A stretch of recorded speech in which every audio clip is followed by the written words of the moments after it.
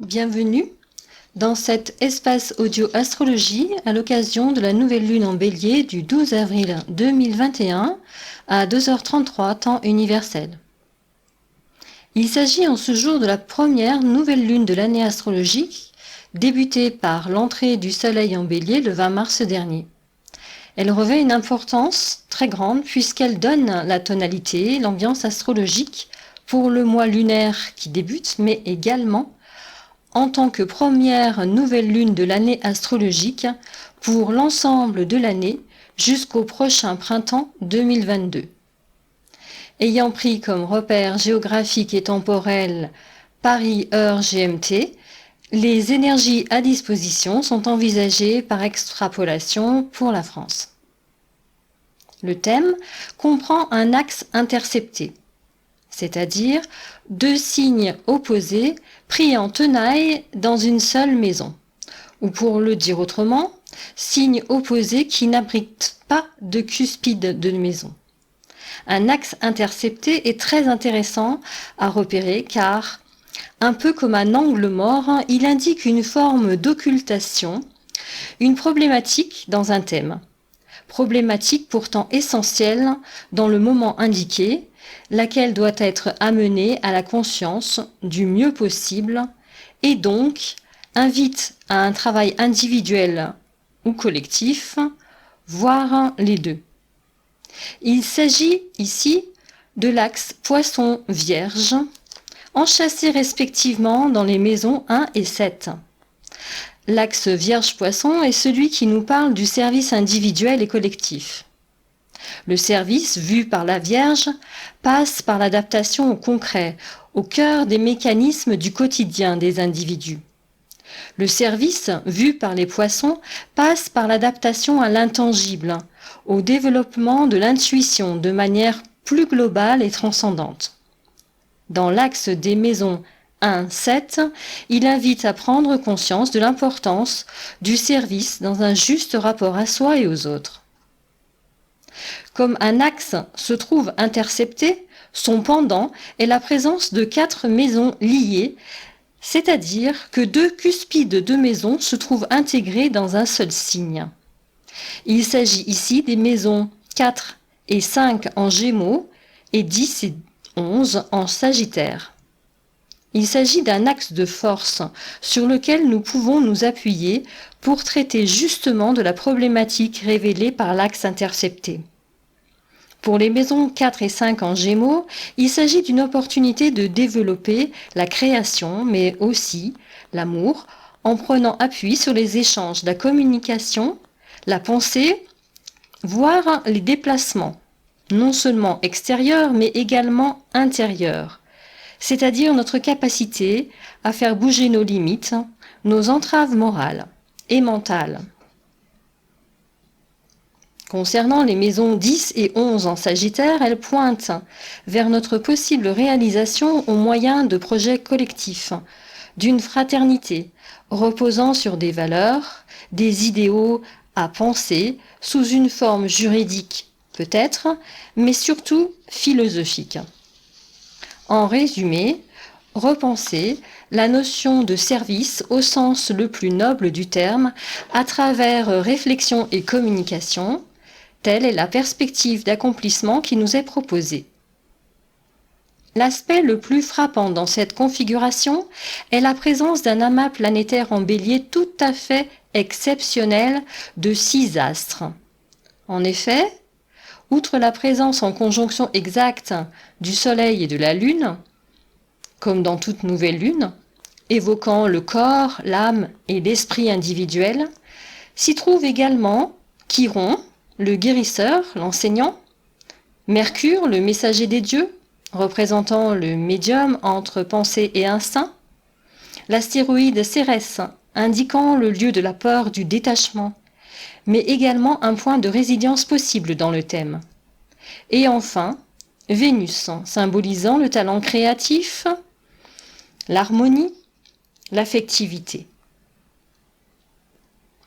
La conjonction ici présente est en fait triple et caractérise une fusion d'énergie hors du commun. La première conjonction entre Chiron, Mercure et Cérès nous parle de guérison, d'une résilience possible pouvant marquer un nouveau cycle, encourageant une rupture avec nos peurs par un développement des échanges, de la communication et une réconciliation entre notre intuition et notre pensée. La seconde conjonction entre Mercure, Cérès, le Soleil et la Lune indique une possible alliance dans ce but de tous les aspects physiques et psychiques de l'individu, corps, âme et esprit. Enfin, la troisième conjonction concerne Cérès, le Soleil, la Lune et Vénus, et intègre au tableau d'ensemble notre potentiel créatif et affectif dans une harmonie générale. Cérès, l'astéroïde, constitue le pivot, l'interface de cette triple conjonction, ce qui pour moi met grandement l'accent non seulement sur le début d'un nouveau cycle, mais également souligne un espace-temps propice à la fertilité de ce qui peut être entrepris. Car n'oublions pas que cette triple conjonction a lieu en Bélier, signe de la pulsion fondamentale de l'être, l'action passionnée. Dans ce moment de l'année, il évoque immanquablement une graine plantée pour l'avenir.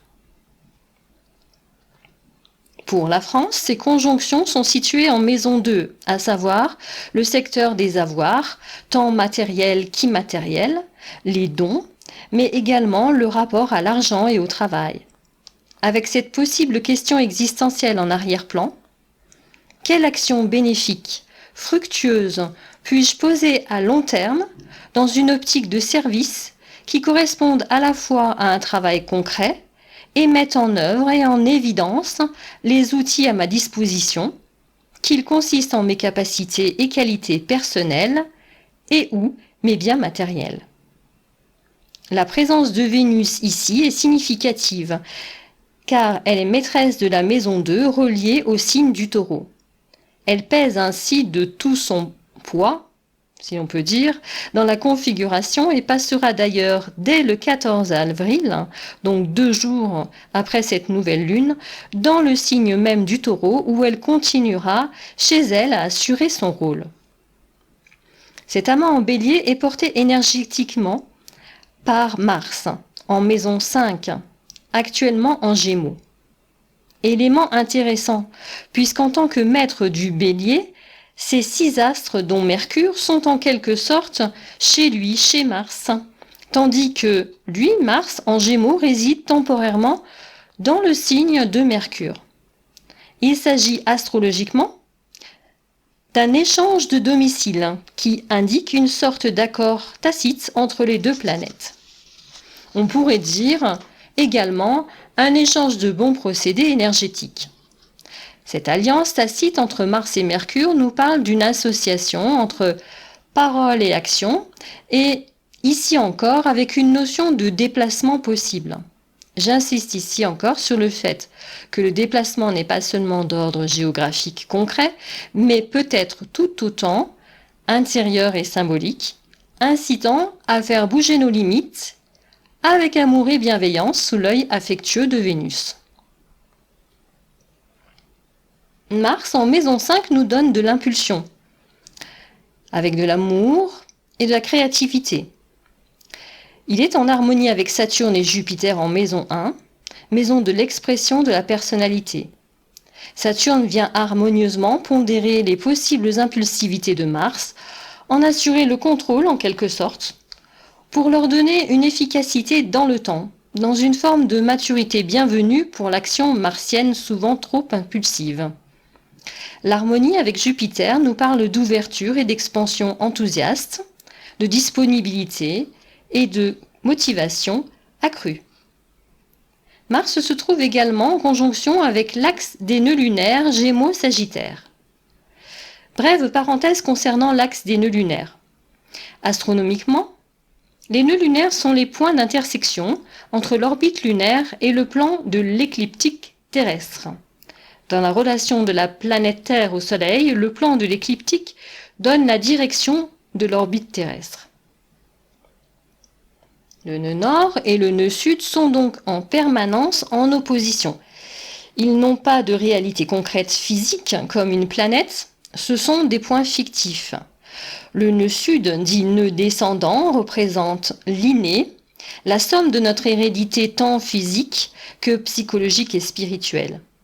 Son sens profond nous demande à la fois de consolider ces bases innées pour nous en servir comme appui ou refuge dans la première partie de notre vie, puis ce nœud nous invite à nous en détacher sans les ignorer mais en sublimant, en passant à un octave supérieur de leur expression, en les transcendant pour ainsi dire, pour aller vers le sens du nœud nord, nécessitant souvent une prise de risque en terrain inconnu et peu maîtrisé.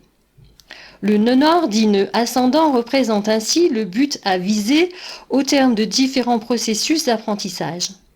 Il nous apporte les expériences nécessaires vers l'évolution et l'axe des nœuds lunaires, dans le sens sud-nord, nous incite donc, tel un équilibriste, à forcer les résistances. Il symbolise le rassemblement final du Soleil et de la Lune, de la création et de l'intuitivité, l'accomplissement du germe fondamental de l'incarnation, représenté également par la Lune noire. Actuellement, le nœud nord se situe en Gémeaux et le nœud sud en Sagittaire jusqu'en 2022.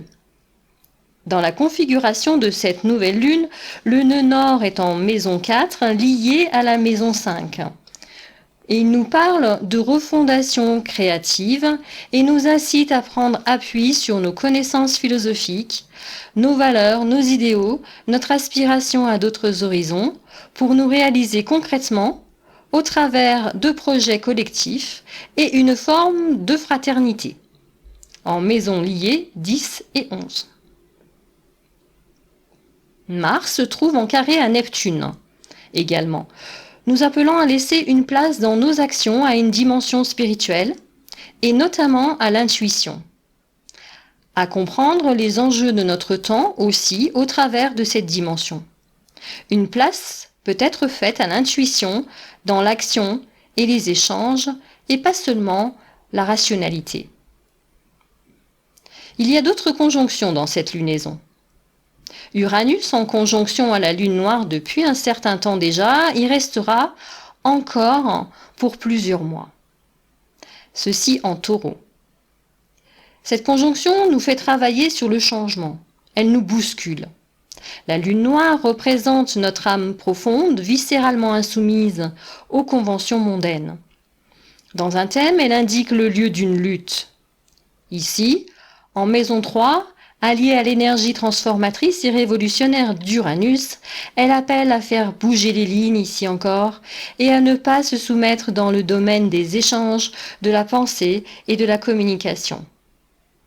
Vesta, en conjonction à Vertex en maison 7 en Vierge, signe intercepté, nous parle d'un point symbolique fictif.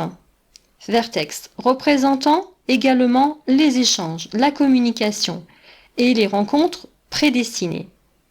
Sa conjonction avec Vesta indique une zone et des thématiques sacrées auxquelles accorder le plus grand intérêt.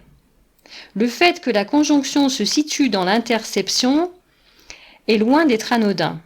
En effet, en maison 7, celle des associations humaines au sens large, couplée à la notion de service à autrui de la Vierge, met en évidence l'urgence de se pencher toujours plus sur ces questions et de leur accorder au quotidien une valeur existentielle profonde, voire sacrée. D'autant plus que Vesta se trouve en harmonie avec Uranus, mentionné précédemment, et en quinconce avec Chiron, aspect tendant à indiquer qu'un effort doit être fourni ou prolongé dans le sens du dévouement en vue d'une guérison, non point ici du corps mais de l'âme. Enfin, un dernier aspect de cette lunaison très riche, la présence de Pluton en maison 12 en carré à l'amas planétaire en Bélier, appelle à la compréhension et à l'action. Planète de la transformation et de la passion, dans cette maison 12 des épreuves, mais aussi du rapport à la transcendance, aux aspects les plus élevés de l'existence, Pluton, ici, en carré à cet amas planétaire, insiste sur le sens profond à donner à la crise actuelle en tant que processus. Nous ne devons pas nous en tenir uniquement à son désagréable impact dans nos existences, mais voir au-delà, si possible, le potentiel de transformation profonde, intérieure, créatrice et altruiste qui peut s'en dégager dans le sens du message porté par cet amas dont nous avons parlé au début de cette intervention. En résumé, succinctement, nous pouvons dire que cette lunaison est marquée par un accroissement potentiel de notre capacité d'action créatrice en vue de notre résilience dans une meilleure compréhension des enjeux existentiels de ce temps. Si l'on jette un coup d'œil maintenant sur les aspects numérologiques de cette nouvelle lune, en additionnant les chiffres 12, 4, 2021, cela nous donne comme indication de cheminement le nombre 12 qui marque bien une fin de cycle et le commencement d'un autre. Dans le tarot, le 12 correspond à la lame du pendu, qui, attaché, main dans le dos, la tête en bas, suspend son choix, observe méticuleusement en contemplant méditativement le monde sous un autre jour, un autre point de vue. Il représente aussi le don de soi. Si l'on réduit encore le nombre 12, en vue d'avoir une idée du but de ce cheminement, nous tombons sur le chiffre 3, symbole de synthèse, et dans le tarot représenté par l'impératrice, symbolisant la pulsion créative et vitale du printemps. Le réveil cyclique de la nature, la puissance de la féminité, invitant à suivre, tant intérieurement qu'extérieurement, le chemin de la beauté et de la grâce. Comme pour toute nouvelle lune, mais plus encore celle-ci, il est bienvenu de formuler des souhaits, pour soi bien sûr, mais aussi pour les proches, les plus lointains, voire pour le bien de tout vivant. Mes meilleurs souhaits vous accompagnent. Merci d'avoir écouté. Prenez soin de vous.